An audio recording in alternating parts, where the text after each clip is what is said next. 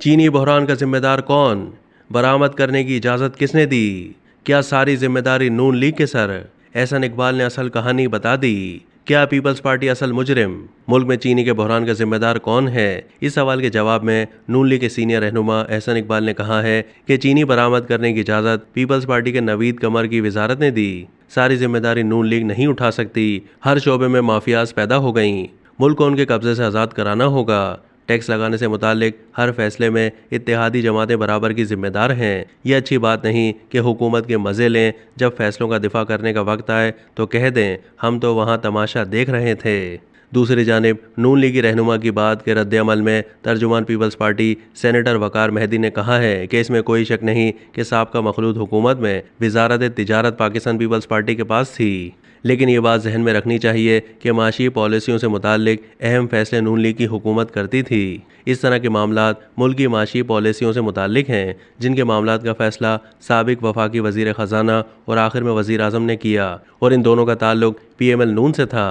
Peoples party के रहनुमा नासिर हुसैन शाह ने अपने रद्द-ए-अमल में कहा है कि हमारे साबिक वज़रा के खिलाफ मनफी प्रोपेगेंडा मुहिम चलाई जा रही है। मुखालफिन जानते हैं कि वो चाहे जितने भी इत्तेहाद बना लें, इंतखाबात में जीत पीपल्स पार्टी की होगी। नून लीग के सीनियर रहनुमा एहसन इकबाल ने मजीद कहा कि मौजूदा बहरान की बड़ी वजह मुल्क में जानबूझकर पैदा की गई है। चीनी की स्मगलिंग का मसला किसी भी हुकूमत से बड़ा हो चुका है। पाकिस्तान को कामयाब करना है तो माफियाज के कब्जे से आज़ाद कराना होगा। एहसन इकबाल का कहना था कि चीनी की बरामद से मुतालिक पीपल्स पार्टी के साबिक वजीर तिजारत नवीद कमर बेहतर तौर पर बता सकते हैं। नवीद कमर ही मौक़िफ़ दे सकते हैं मुल्क में चीनी कितनी फाजिल थी कि उनकी वजारत ने एक्सपोर्ट करने की इजाज़त दी। हमारी इत्तेहादी हुकूमत थी, सारी जिम्मेदारी नून लीग नहीं उठा सकती। इत्तेहादी हुकूमत में कई अहम वजारतें इत्तेहादी जमातों के पास थीं। चीनी के बरामद की इजाज़त नवीद कमर की वजारत तिजारत ने दी। इसी बुनियाद पर काबीना में भी मामला ज़ेर गौर आया।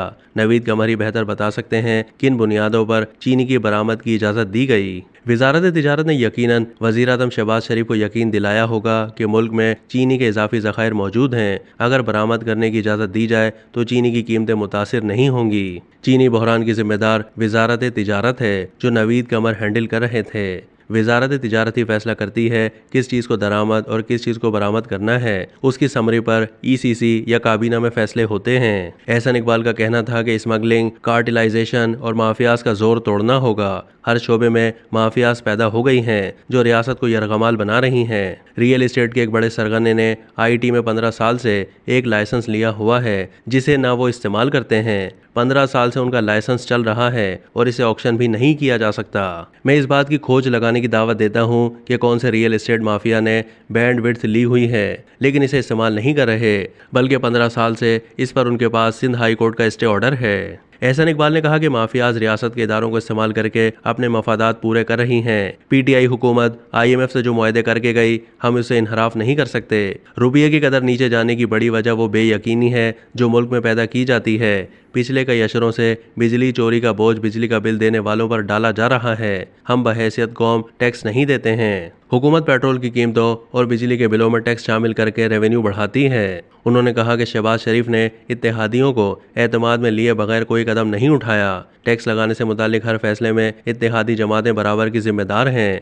यह अच्छी बात नहीं है कि हुकूमत के मज़े लें, लेकिन जब फैसलों का दिफा करने का वक्त आए तो कह दें हम तो वहाँ तमाशा देख रहे थे और बैरूनी दौरे कर रहे थे।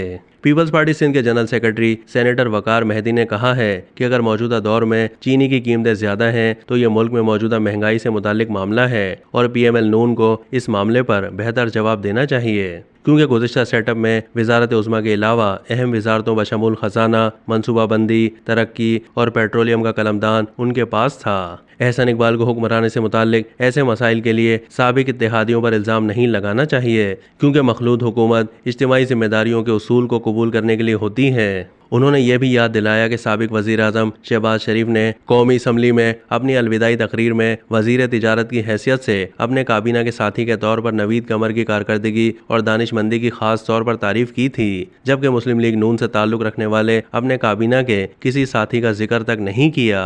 अब तक के लिए इतना ही। मज़ीद मालूमात के लिए डेली जंग के YouTube चैनल को सब्सक्राइब कीजिए।